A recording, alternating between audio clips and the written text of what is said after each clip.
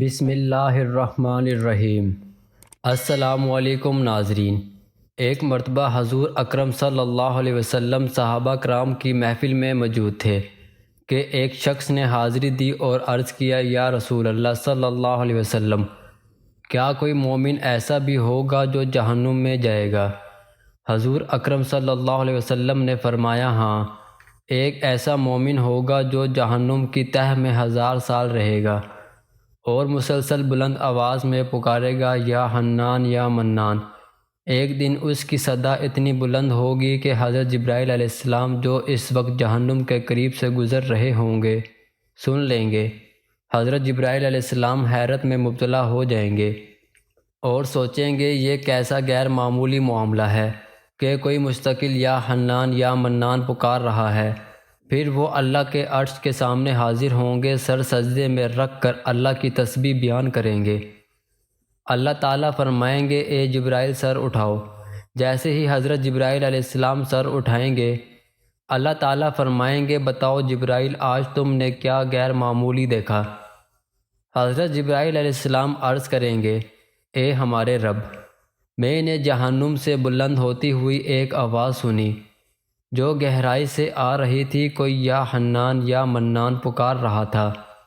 اللہ تعالیٰ فرمائیں گے، جبرائیل، جہنم کے دروازے کے مالک کے پاس جاؤ اور اس شخص کو جو یہ صدا لگا رہا ہے وہاں سے نکال کر تمہارے حوالے کر دو۔ پھر اسے میرے حضور لے آؤ۔ حضرت جبرائیل علیہ السلام جہنم کے دروازے کی طرف گئے، دروازے پر دستک دی، حضرت مالک باہر آئے اور حضرت جبرائیل علیہ السلام نے اللہ کا پیغام پہنچایا۔ حکم سن کر حضرت مالک علیہ السلام جہنم کے اندر داخل ہوئے۔ ہمارے پیارے آقا صلی اللہ علیہ وسلم نے فرمایا، جیسے ماں اپنے بچوں کو پہچانتی ہے، بالکل اسی طرح حضرت مالک جہنم کو پہچان لیتے ہیں، مگر اس کے باوجود یا حنان یا منان کہنے والے شخص کو تلاش کر نہیں پاتے۔ باہر آ کر حضرت جبرائیل علیہ السلام سے عرض کرتے ہیں، اے جبرائیل، جہنم نے ایک گہرا سانس لیا ہے جس کی وجہ سے پتھر، لوہا اور انسان میں کوئی فرق محسوس نہیں ہو رہا۔ حضرت جبرائیل علیہ السلام پھر اللہ کے حضور سجدے میں جھکیں گے۔ اللہ تعالیٰ ارشاد فرمائیں گے، اے جبرائیل، سر اٹھاؤ، تم یا حنان یا منان کہنے والے کو کیوں نہیں لائے؟ حضرت جبرائیل علیہ السلام عرض کریں گے، مولا، جہنم کے دروغہ نے بھی معذرت کی ہے اور کہا کہ اس کی سانس اتنی شدید ہے کہ پتھر، لوہا اور انسان سب ایک جیسے جل کر کوئلے بن چکے ہیں، کوئی پہچان باقی نہیں رہی۔ اللہ تعالیٰ فرماتے ہیں، جبرائیل، مالک سے کہو، میرا بندہ جہنم کے فلاں گڑھے کے فلاں کونے میں اسی حالت میں موجود ہے۔ حضرت جبرائیل علیہ السلام جہنم کے دروازے پر پہنچتے ہیں اور حضرت مالک کو یا حنان یا منان پکارنے والے کا مقام بتاتے ہیں۔ حضرت مالک جہنم کے اندر داخل ہوتے ہیں اور دیکھتے ہیں کہ ایک شخص اپنے پاؤں اپنے پیشانی کے ساتھ اور ہاتھ گردن کے ساتھ باندھے ہوئے ہے اور جہنم کے زہریلے سانپ اور بچھو اس کے ساتھ لپٹے ہوئے ہیں۔ حضرت مالک علیہ السلام اس کی زنجیریں توڑ دیتے ہیں اور اسے جہنم سے نکال کر حضرت جبرائیل علیہ السلام کے حوالے کر دیتے ہیں۔ حضرت جبرائیل علیہ السلام اس شخص کو عرش الہی کے سامنے حاضر کریں گے، سر بسجود ہوں گے تو اللہ تعالیٰ ارشاد فرمائیں گے، اے جبرائیل، سر اٹھاؤ۔ جب حضرت جبرائیل علیہ السلام سر اٹھائیں گے تو اللہ تعالیٰ اس بندے سے مخاطب ہو کر فرمائیں گے، اے بندے، کیا میں نے تجھے بہترین صورت میں پیدا نہیں کیا؟ کیا میں نے تیری ہدایت کے لیے رسول نہیں بھیجے؟ کیا ان رسولوں نے تجھے میری کتاب کے احکام نہیں سنائے؟ کیا تجھے نیکی اور حکم اور برائی سے روکنے کی تعلیم نہیں دی گئی؟ وہ بندہ ان تمام باتوں کا اقرار کرتے ہوئے عرض کرے گا، یا اللہ، بے شک تو نے مجھے بہترین تخلیق عطا فرمائی، تیرے رسول تشریف لائے اور انہوں نے تیرے احکامات مجھ تک پہنچائے۔ پھر اللہ تعالیٰ فرمائیں گے کہ اس کے باوجود تو نے فلاں فلاں گناہ کیوں کیے؟ وہ بندہ عرض کرے گا، یا اللہ، میں نے اپنی جان پر ظلم کیا اور اسی کی سزا مجھے جہنم میں ڈالا گیا، لیکن اے میرے رب، میری امید کبھی ٹوٹی نہیں، مجھے تیری رحمت پر بھروسہ تھا، اسی یقین کے ساتھ میں یا حنان یا منان پکارتا رہا۔ مولا، تو نے اپنے فضل سے مجھے جہنم سے نکالا ہے، اب مجھ پر رحم فرما دے۔ تب اللہ تعالیٰ فرمائیں گے، اے فرشتوں، گواہ رہو، میں نے اس بندے پر رحم فرمایا اور اس سے معاف کر دیا۔ اس واقعے میں ہر شخص کے لیے سوچنے کا مقام ہے کہ کیا ہم میں سے کوئی اپنے اعمال کے حساب پر مطمئن ہو سکتا ہے؟ ذرا اپنے گریبان میں جھانک کر دیکھو کہ کیا ہمارے پاس کوئی ایسی نیکی ہے جس پر ہمیں کامل یقین ہو کہ ہم عذاب سے بچ جائیں گے، کیونکہ وقت کے طویل وعدے اور برسوں کی امیدیں بھی پل بھر میں رد ہوتی دیکھی گئی ہیں۔ مکہ مکرمہ میں مسلمانوں کی حالت انتہائی نازک تھی۔ قریش کے ظلم و ستم اور اذیتوں کی وجہ سے ہر مسلمان خوفزدہ تھا۔ حضرت محمد صلی اللہ علیہ وسلم نے اپنے صحابہ کو ہجرت کی تیاری کے لیے ہدایت دی۔ حضرت علیہ السلام کو حکم دیا کہ آپ اپنا بستر بچھا کر قریش کو دھوکہ دیں۔ حضرت ابو بکر صدیق رضی اللہ عنہ کو ساتھ رہنے اور سفر میں معاونت کرنے کا حکم دیا گیا۔ رات کے وقت تمام تیاری مکمل کی گئی، جانور اور سامان چھپایا گیا۔ حضرت محمد صلی اللہ علیہ وسلم اور صحابہ کرام رات کی تاریکی میں غار ثور کی طرف روانہ ہوئے۔ راستے میں ہر قدم پر محتاط رہنے کی ہدایت دی گئی۔ دشمن کی نگرانی کے خوف کی وجہ سے راستے میں خاموشی اور چھپنے کی تدابیر اختیار کی گئی۔ غار ثور میں داخل ہونے کے بعد حضرت محمد صلی اللہ علیہ وسلم اور حضرت ابو بکر صدیق رضی اللہ عنہ نے اللہ کی مدد اور حفاظت پر بھروسہ کیا۔ دشمن کئی دن تک غار کے قریب تلاش کرتا رہا، مگر اللہ کی حفاظت کی وجہ سے انہیں کچھ نہیں ہوا۔ غار میں قیام کے دوران حضرت ابو بکر صدیق رضی اللہ عنہ کے دل کی حالت خوف اور صبر کے درمیان تھی۔ حضرت محمد صلی اللہ علیہ وسلم نے اللہ کی طرف رجوع کر کے رہنمائی طلب کی۔ کچھ وقت کے بعد دشمن غار چھوڑ گیا۔ غار سے نکل کر حضرت محمد صلی اللہ علیہ وسلم اور صحابہ کرام مدینہ کی طرف روانہ ہوئے۔ راستے میں چھوٹے چھوٹے قبیلے اور صحرا کے کھلے راستے تھے۔ ہر مقام پر محتاط رہنا ضروری تھا۔ دشمن کی موجودگی کا امکان ہر لمحہ تھا۔ حضرت محمد صلی اللہ علیہ وسلم نے صحابہ کو ہدایت دی کہ آگے کی منصوبہ بندی اور حفاظت کے اقدامات مکمل کریں۔ سفر کے دوران کھانے اور پینے کا انتظام محدود تھا۔ صحابہ اپنے وسائل سے سفر جاری رکھتے۔ ہر دن کے اختتام پر چھپنے کے لیے محفوظ جگہ تلاش کی گئی۔ راستے میں کچھ پہاڑ اور وادیاں آئیں جہاں دشمن کے جاسوس ہو سکتے تھے۔ حضرت محمد صلی اللہ علیہ وسلم نے ہر جگہ محتاط رہنے اور اللہ کی مدد پر بھروسہ کرنے کی تعلیم دی۔ صحابہ ہر لمحہ مستعد اور محتاط تھے۔ بعض اوقات چھوٹے قبیلے راستے میں ملتے، مگر حضور صلی اللہ علیہ وسلم نے کسی بھی خطرے سے بچنے کے لیے مکمل حکمت سے فیصلہ کیا۔ دن کے اجالے میں چھپنے کی تدابیر اختیار کی گئی۔ رات کے وقت بھی محتاط رہنا ضروری تھا۔ راستے میں پانی اور کھانے کی محدود ذرائع تھے۔ صحابہ نے اللہ کی مدد پر بھروسہ کیا۔ ہر لمحہ محتاط رہتے ہوئے آگے بڑھا گیا۔ سفر کے دوران کچھ جانور اور ریت کی تپش سے بچنے کے لیے مناسب طریقے اختیار کیے گئے۔ غار سے نکل کر اور مدینہ کی طرف روانہ ہونے کے بعد ہر قدم پر حفاظت اور حکمت کے اقدامات جاری رہے۔ دشمن کی نگرانی کے باوجود کوئی نقصان نہ ہوا۔ صحابہ کی مستعدی اور اللہ کی حفاظت کی وجہ سے ہر قدم محفوظ رہا۔ حضرت محمد صلی اللہ علیہ وسلم کی رہنمائی میں ہر قدم پر محتاط اور حکمت کے مطابق حرکت کی گئی۔ مدینہ کے قریب پہنچنے پر صحابہ کی خوشی اور اطمینان بڑھ گیا۔ ہر لمحہ اللہ کی مدد اور رہنمائی کے ساتھ گزرا۔ مدینہ کی حدود میں داخل ہوتے ہی مقامی لوگ استقبال کے لیے تیار ہو گئے۔ مسلمانوں کی آمد کے وقت حضرت محمد صلی اللہ علیہ وسلم اور صحابہ کرام مدینہ کی مسکین اور مسلمان کمیونٹی کے ساتھ ملے۔ مدینہ میں رہائش کے لیے منصوبہ بندی اور قیام کی ترتیب دی گئی۔ حضرت محمد صلی اللہ علیہ وسلم نے مسجد اور رہائش کے انتظامات کا آغاز کیا۔ صحابہ کرام مدینہ میں نئے حالات کے مطابق اپنے مقامات پر جمع ہوئے۔ مسلمان کمیونٹی نے ہجرت کے بعد ایک دوسرے کی مدد شروع کی۔ ہر مسلمان کی ذمہ داری اور کردار واضح ہوا۔ مدینہ کی فضائیں امن، استقرار اور حفاظت کے ماحول سے بھر گئی۔ قریش کی نگرانی اور مکہ کے خوف کے بعد مدینہ میں مسلمانوں کو سکون اور تحفظ حاصل ہوا۔ ہر صحابی کی کوشش، صبر اور مستعدی کی وجہ سے ہجرت کامیاب رہی۔ جب حضور اکرم صلی اللہ علیہ وسلم مدینہ کی حدود میں داخل ہوئے تو مدینہ کے لوگ خوشی اور اطمینان کے ساتھ استقبال کے لیے جمع تھے۔ مرد، عورتیں اور بچے سب نے اپنے اپنے گھروں اور گلیوں سے باہر آ کر حضور صلی اللہ علیہ وسلم اور صحابہ کرام کو خوش آمدید کہا۔ مقامی مسلم قبائل نے ہر شخص کی رہنمائی کے لیے تیاریاں کی۔ مسلمانوں نے پہلے دن مسجد نبوی کے مقام کی شناخت اور رہائش کے لیے جگہیں مقرر کی۔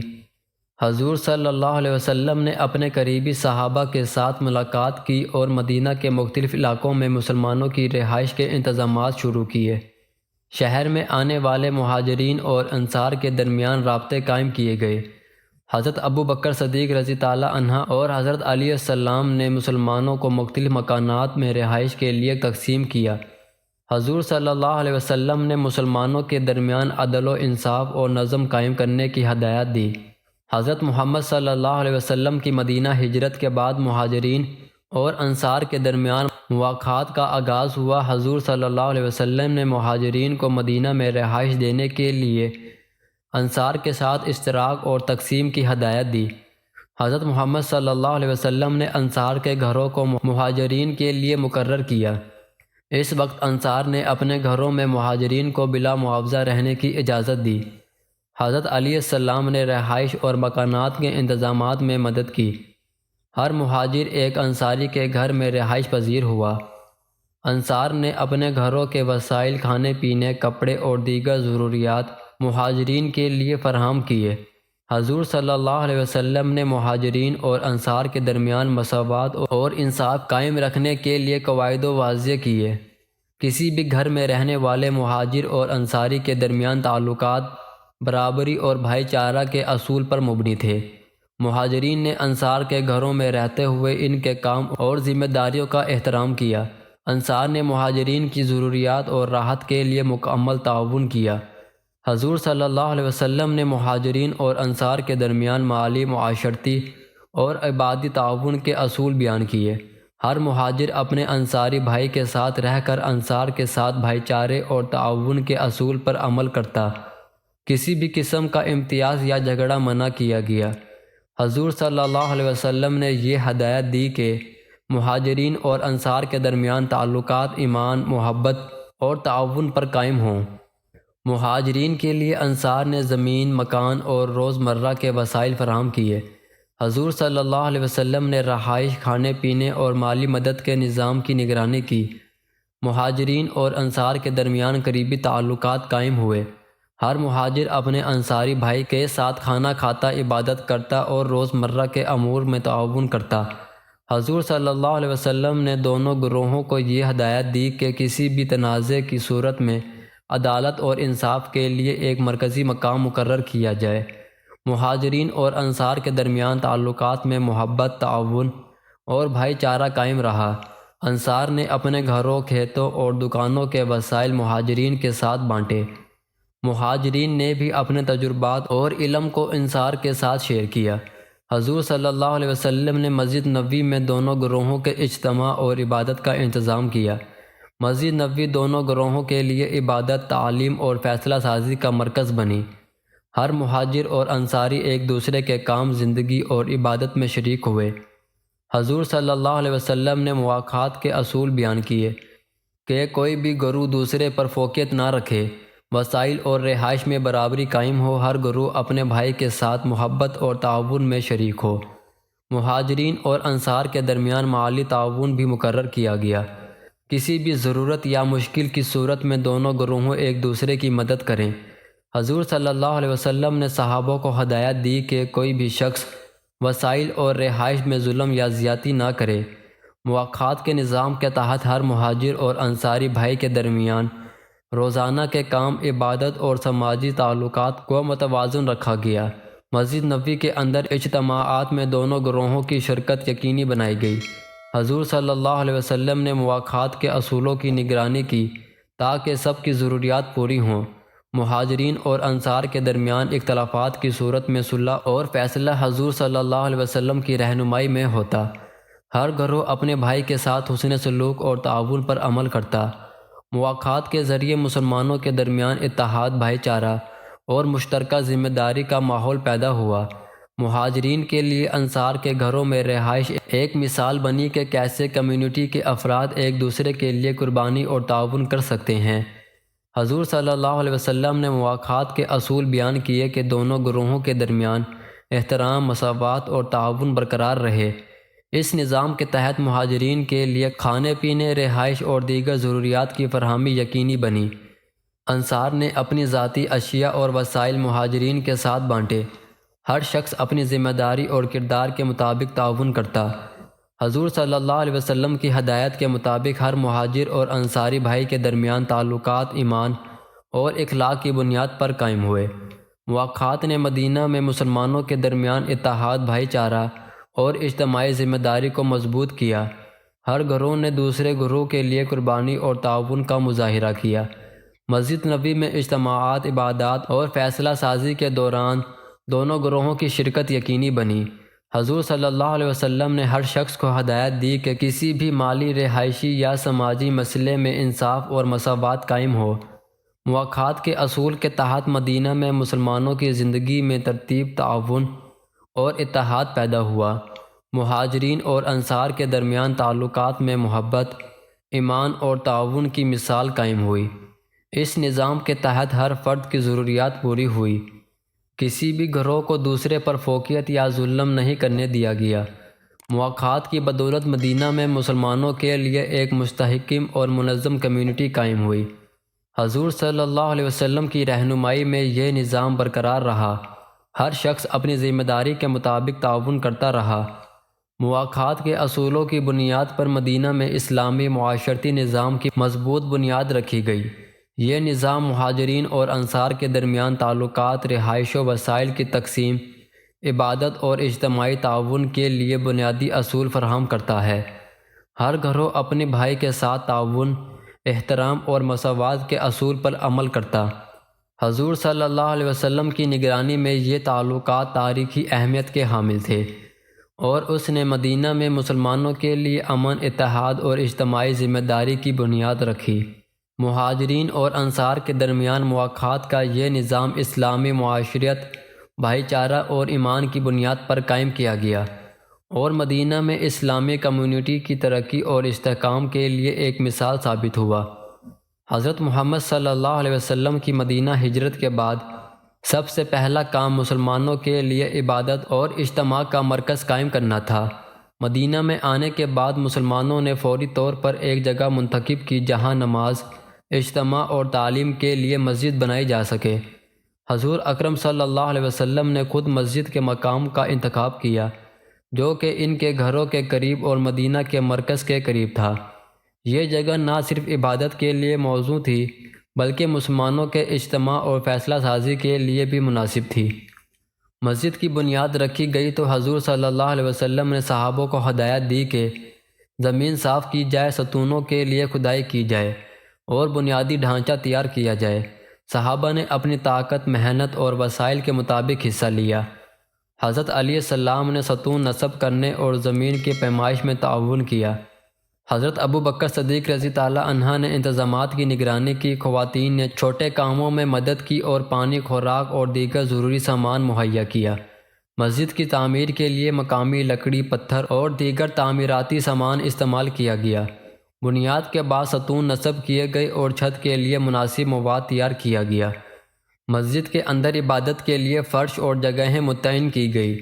حضور صلی اللہ علیہ وسلم نے نماز کے انتظامات اور اجتماع کی ہدایت دی تاکہ ہر مسلمان آسانی سے نماز اور عبادت کر سکے۔ مسجد نبوی کی تعمیر میں تمام صحابہ نے حصہ لیا۔ کوئی بھی شخص پیچھے نہیں رہا، ہر کام حکمت اور ترتیب کے مطابق انجام دیا گیا۔ مسجد کے اطراف میں کھلی جگہیں رکھی گئی تاکہ اجتماعات اور درس و تعلیم کے لیے کافی گنجائش ہو۔ مسجد نبوی میں ستون، چھت اور دروازے نصب کرنے کے بعد نماز کے لیے عارضی انتظامات قائم کیے گئے۔ حضور صلی اللہ علیہ وسلم نے صحابہ کو ہدایت دی کہ مسجد نہ صرف عبادت بلکہ تعلیم، اجتماعی فیصلہ سازی اور معاشرتی اجتماع کا مرکز ہو۔ مسجد کے اندر اور اطراف میں روزانہ نماز اور جماعت کے انتظامات کیے گئے۔ مسجد کے لیے پانی، وضو کے مقامات اور صفائی کے انتظامات طے کیے گئے۔ حضور صلی اللہ علیہ وسلم نے خود ہر مرحلے کی نگرانی کی اور صحابہ کو ہدایت دی کہ ہر چیز اللہ کی رضا کے مطابق اور حکمت کے ساتھ ہو۔ مسجد نبوی میں نماز، جمعہ، درس اور اجتماعی فیصلے کے لیے مناسب جگہیں رکھی گئی۔ صحابہ نے اپنے گھر، وسائل اور محنت کے مطابق تعاون کیا۔ خواتین اور بچے بھی چھوٹے کاموں میں شریک ہوئے۔ مسجد کی تعمیر کے دوران حضور صلی اللہ علیہ وسلم نے مسلمانوں کو ہدایت دی کہ مسجد میں کسی بھی قسم کا امتیاز نہ ہو، سب برابر ہوں، امیر اور غریب، مہاجر اور انصاری سب عبادت اور اجتماع میں شریک ہوں۔ مسجد نبوی کی تعمیر میں ستون، چھت، فرش، دروازے اور وضو کے مقامات شامل تھے۔ مسجد کے اطراف میں کھلی جگہیں رکھی گئی تاکہ عبادت اور تعلیم کے لیے کافی گنجائش ہو۔ مسجد میں پہلی نماز کا انتظام حضور صلی اللہ علیہ وسلم نے خود کیا۔ صحابہ کے درمیان نظم اور ترتیب قائم رکھی گئی۔ مسجد کے اندر عبادت کے انتظامات اور خارجی حصے کے انتظامات مکمل کیے گئے۔ حضور صلی اللہ علیہ وسلم نے صحابہ کو ہدایت دی کہ مسجد نہ صرف عبادت بلکہ تعلیم، اجتماع اور فیصلہ سازی کا مرکز ہو۔ مسجد کے گرد صفائی اور نظم کے انتظامات مکمل کیے گئے۔ ہر صحابی اور مسلمان کمیونٹی کے فرد نے مسجد کی تعمیر میں حصہ لیا۔ مسجد کے ستون مضبوط اور چھت کے لیے مواد مناسب طریقے سے نصب کیا گیا۔ نماز، درس اور اجتماعی فیصلوں کے لیے جگہیں ترتیب دی گئی۔ مسجد نبوی میں نماز کے انتظامات، وضو، صفائی اور داخلی و خارجی جگہوں کے انتظامات مکمل ہوئے۔ حضور صلی اللہ علیہ وسلم نے مسجد کو مسلمانوں کے لیے عبادت، تعلیم اور اجتماع کا مستقل مرکز بنایا۔ مسجد نبوی کی تعمیر کے بعد مسلمانوں نے نماز اور جماعت کے لیے مستقل جگہ حاصل کی۔ صحابہ نے مسجد کے انتظامات، صفائی اور وسائل میں تعاون جاری رکھا۔ مسجد نبوی نے نہ صرف عبادت بلکہ اجتماعی اجتماعات، درس اور مسلمانوں کے درمیان تعلقات مضبوط کرنے کا کام کیا۔ حضور صلی اللہ علیہ وسلم کی ہدایت کے مطابق مسجد کی تعمیر، انتظام اور عبادت کے انتظامات مکمل ہوئے۔ مسجد نبوی کی تعمیر اسلامی تاریخ میں پہلا اور بنیادی مرکز عبادت اور اجتماع ثابت ہوا۔ اس کے ستون، چھت، فرش اور انتظامات صحابہ کی محنت اور حضور صلی اللہ علیہ وسلم کی رہنمائی سے مکمل ہوئے۔ مسجد کے اندر نماز، جمعہ، درس اور اجتماعی فیصلوں کے لیے تمام انتظامات کیے گئے۔ مسجد نبوی نہ صرف عبادت کا مرکز بنی بلکہ مسلمانوں کے لیے تعلیم، اجتماع اور اجتماعی فیصلہ سازی کی بنیاد بھی بنی۔ حضور صلی اللہ علیہ وسلم نے مسجد کے مقام، ستون، چھت، دروازے، فرش، وضو کے مقامات اور صفائی کے انتظامات کا ہر مرحلہ خود نگرانی کیا۔ صحابہ کرام نے اپنی محنت، وسائل اور تعاون کے ساتھ مسجد کی تعمیر میں حصہ لیا۔ خواتین اور بچے بھی چھوٹے کاموں میں شریک ہوئے۔ مسجد نبوی کی تعمیر نے مسلمانوں کو مدینہ میں عبادت، اجتماع اور تعلیم کے لیے ایک مستحکم اور منظم مرکز فراہم کیا۔ یہ واقعہ اسلامی تاریخ میں مسجد کی اولین اور مستند تعمیر کا مکمل بیان ہے۔ ہجرت کے کچھ عرصے بعد غزوہ بدر ہوئی۔ غزوہ بدر اسلامی تاریخ کی پہلی بڑی لڑائی اور مسلمانوں کے ایمان، صبر اور حکمت کی آزمائش تھی۔ یہ معرکہ 2 ہجری میں رمضان کے مہینے میں پیش آیا۔ مدینہ کے مسلمانوں کو قریش مکہ کے لشکر کے خلاف اپنا دفاع کرنا تھا۔ مکہ کے قریش نے مسلمانوں کے خلاف لشکر تیار کیا اور مسلمانوں کے تجارتی راستوں کو روکنے کے لیے منصوبہ بندی کی۔ حضرت محمد صلی اللہ علیہ وسلم نے صحابہ کرام کے ساتھ مدینہ میں فوجی تیاری کا آغاز کیا۔ مسلمانوں کے لشکر میں تقویت اور ایمان کی زیادہ اہمیت تھی۔ حضور صلی اللہ علیہ وسلم نے لشکر کی تعداد کا تعین کیا اور ہر صحابی کی قابلیت اور شجاعت کے مطابق ذمہ داریاں تجویز کی۔ لشکر میں حضرت ابو بکر صدیق رضی تعالی عنہ، حضرت عمر فاروق رضی تعالی عنہ، حضرت علی علیہ السلام، حضرت عبد الرحمن بن عوف رضی تعالی عنہ، حضرت سعد بن ابی وقاص رضی تعالی عنہ اور دیگر صحابہ شامل تھے۔ مسلمانوں کے لشکر کی تعداد تقریباً 313 تھی، جبکہ قریش کی لشکر کی تعداد تقریباً 1000 کے قریب تھی۔ مسلمانوں کے پاس ہتھیار، زاد و نیاز اور گھوڑے محدود تھے۔ حضرت محمد صلی اللہ علیہ وسلم نے صحابہ کو صبر، یقین اور حکمت کی ہدایت دی اور اللہ کی مدد پر بھروسہ کرنے کو کہا۔ مسلمانوں نے مدینہ سے روانگی کے دوران غزوات کی منصوبہ بندی کی اور راستے کی نگرانی کی۔ مسلمانوں نے بدر کے مقام پر کیمپ لگایا اور رات کے وقت دعا اور تیاری کے ساتھ قیام کیا۔ قریش کے لشکر کے بارے میں اطلاعات حاصل ہوئی اور مسلمانوں نے اپنی پوزیشن مضبوط کی۔ صبح کے وقت حضرت محمد صلی اللہ علیہ وسلم نے لشکر کو قرآن اور ایمان کی روح کے ساتھ تیاری کی ہدایت دی۔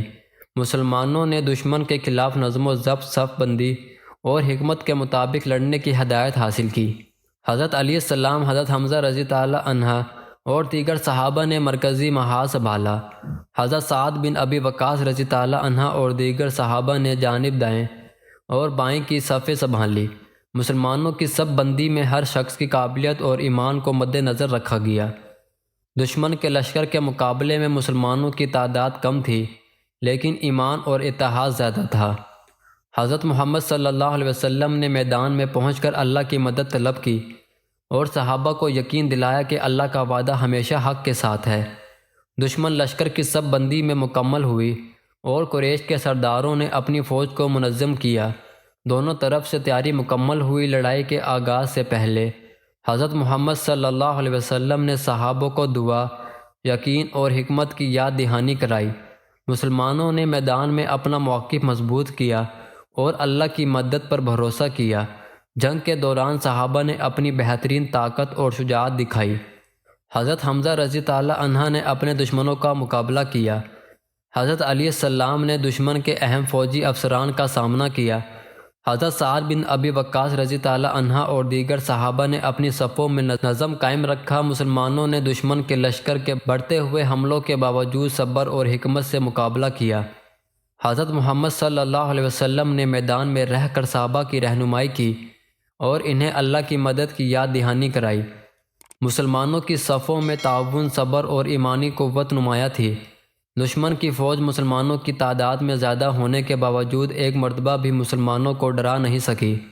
میدان میں دونوں طرف سے نیزوں، تلواروں اور بھالوں کا تبادلہ جاری رہا۔ مسلمانوں نے دشمن کے اہم سرداروں کو قابو میں کر کے اپنی قوت اور ایمان کا مظاہرہ کیا۔ حضرت حمزہ رضی اللہ عنہ نے شجاعت اور بہادری کے ساتھ دشمن کا مقابلہ کیا۔ حضرت علی السلام نے دشمن کے لشکر میں رخنہ ڈال کر مسلمانوں کی صفوں کو مضبوط کیا۔ حضرت محمد صلی اللہ علیہ وسلم نے ہر لمحہ مسلمانوں کی صفوں کا جائزہ لیا اور حکمت کے مطابق رہنمائی کی۔ لڑائی کے دوران اللہ کی مدد کی وجہ سے مسلمانوں نے دشمن پر برتری حاصل کی۔ قریش کے لشکر میں افسران اور سردار مارے گئے اور ان کی صفیں منتشر ہوئی۔ مسلمانوں نے دشمن کے لشکر کو شکست دینے کے بعد قریش کے قیدیوں کو بھی معاف کیا اور اپنی اسلامی اصول کے مطابق قیدیوں کے ساتھ حسن سلوک کیا۔ اس معرکے میں مسلمانوں نے ایمان، صبر اور حکمت کی بہترین مثال پیش کی۔ حضرت محمد صلی اللہ علیہ وسلم کی حکمت اور رہنمائی نے مسلمانوں کو تاریخی فتح دلائی۔